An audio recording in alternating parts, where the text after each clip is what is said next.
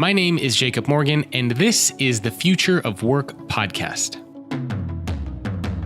If we look at some of the great marketers of our time, like Nike, like Apple, like Starbucks, make whatever list you want.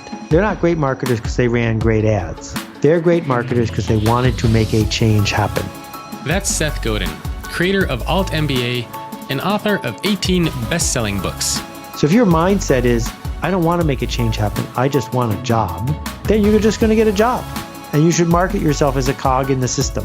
But if you're one of those people that want to make a ruckus, that want to get the best parking space at work, that want to move up, and that want to be able to point to their increasing authority and leverage and contribution, then that's the marketing you do.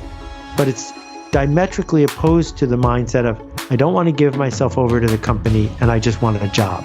So you're either doing one of them or the other one. Today we're talking about how we market ourselves, which is crucial when we think about the future of work. Whether you realize it or not, we are all constantly marketing ourselves. With the clothes we wear, our attitude, the way we tackle a project, how we lead, and of course, how we communicate and collaborate.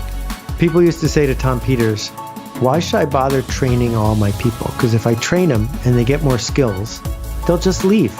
And Tom said, well, which would you prefer? That, or you don't train them and they stay? Given that that's the case, what's the alternative? Stay there as a cog in the system and maybe you won't get laid off, or act like it matters and bring your best self to work. And maybe you will get laid off, which is a better outcome.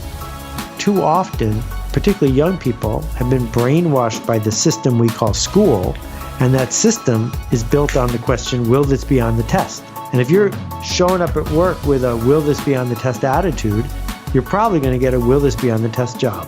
So the question is, how do you show people who you are and what you can do in a way that you can actually live up to? You will hear Seth's answer to that in today's episode.